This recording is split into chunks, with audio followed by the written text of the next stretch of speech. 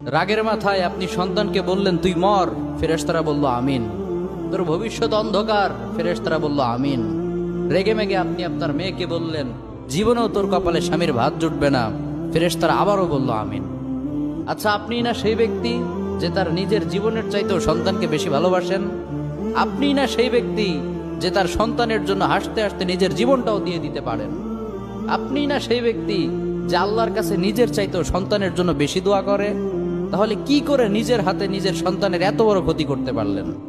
Doesn't make any sense. Common sense বলতে কিচ্ছু নাই আপনাদের?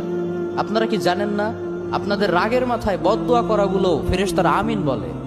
দাওয়াতুল ওয়ালিদ আলা ওয়ালাদি, বাবা মা তার সন্তানের জন্য যেই দোয়া করে সেটা ভালো হোক কিংবা বদদোয়া হোক, আল্লাহ সেটাই কবুল করে নেয়।